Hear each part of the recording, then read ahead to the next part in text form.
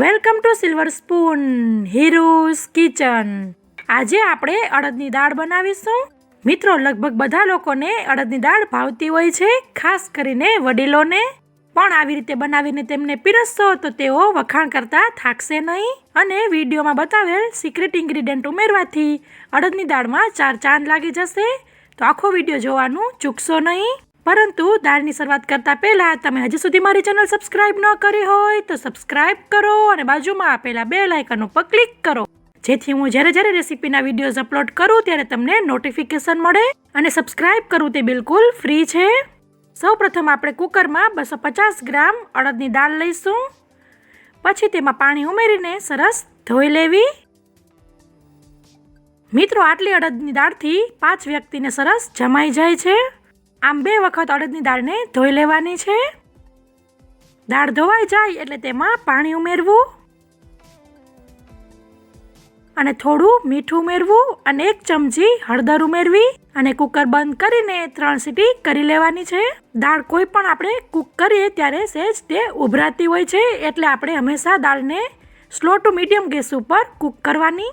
3 city થઈ ગઈ છે. હવે કુકરને આપણે ખોલી લઈશું અને દાળને ચેક કરી લઈશું. દાળ સરસ કૂક થઈ ગઈ છે. હવે તેને આપણે સહેજ હલાવીને સરસ મિક્સ કરી લઈશું, જેથી તે થોડીક મેશ થઈ જાય. મિત્રો, અડદની દાળ હોય એટલે સાથે રોટલા તો હોય જ. રોટલા વગર અડદની દાળ ન ભાવે. તો રોટલા બનાવવાની આ બંને રીત, એટલે કે પાટલી પર થેપીને અને હાથથી ઘડીને, આ બંને રીત આપણી ચેનલ ઉપર છે. તેની રેસીપીની લિંક હું ડિસ્ક્રિપ્શન બોક્સમાં આપી દઈશ, તમે ત્યાંથી જોઈ શકો છો. પછી આપણે એક કડાઈમાં 1/4 કપ તેલ લેવું અને 1/4 કપ ઘી લેવું. બંને ગરમ થાય એટલે તેમાં 2 ચમચી રાઈ ઉમેરવી.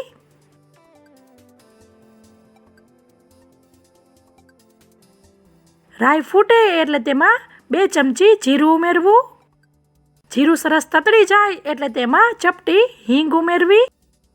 પછી તેમાં 3 ચમચી લસણ મરચાંની પેસ્ટ ઉમેરવી અને ગેસની ફ્લેમને સ્લો કરી બરાબર હલાવી લેવું.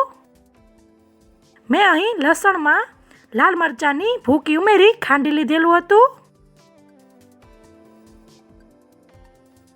લસણ મરચું સરસ સતળાઈ જાય એટલે તેમાં લીમડાના પાન, 1 લીલા મરચાંની કટકી અને 1 ઝીણું સમારેલ ટમેટું ઉમેરવું અને બધાને બરાબર મિક્સ કરી લેવું.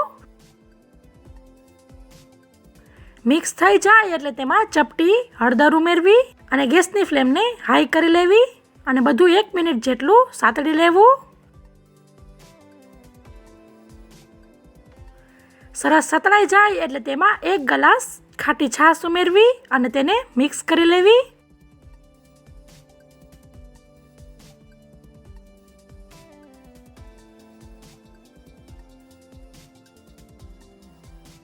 પછી તેમાં 3 ચમચી ધાણા જીરું ઉમેરવું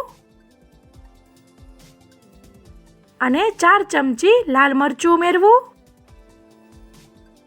અને બધું બરાબર મિક્સ કરી અડધી મિનિટ જેટલું કૂક થવા દેવું. છાશ સરસ ઉકળી ગઈ છે. હવે તેમાં આપણે બાફેલી અડદની દાળ ઉમેરશું.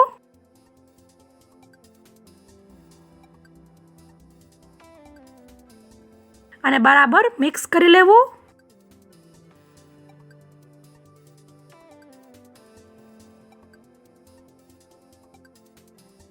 પછી આપણે જે કુકરમાં અડદની દાળ બાફેલ હતી તે કુકરમાં અડધો ગ્લાસ છાશ ઉમેરશું અને કુકરમાંની અડદની દાળને લઈ લઈશું. તમે અહીં અડધા ગ્લાસથી માંડીને 1 ગ્લાસ જેટલી છાશ ઉમેરી શકો છો.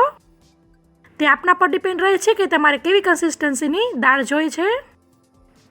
પછી 2 મિનિટ જેટલું કૂક કરી લેવું, જેથી બધા મસાલા, છાશ અને દાળ સરસ એકરસ થઈ જાય.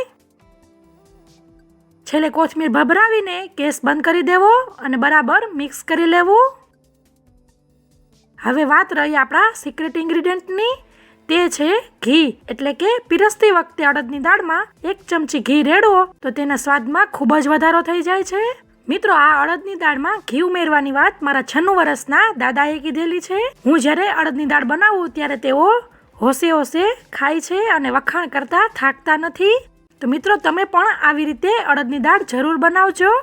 તો મિત્રો તમને મારી રેસીપી પસંદ આવી હોય તો લાઇક કરો અને બાજુમાં શેર બટન પર ક્લિક કરી આમાંથી કોઈ પણ સોશિયલ મીડિયામાં તમારા પરિવાર મિત્રો જોડે શેર કરો, જેથી તે લોકો પણ આવી રીતે આંગળી ચાટતા રહી જાય તેવી દાળ બનાવીને ફેમિલી જોડે એન્જોય કરી શકે. Thank you. આવજો.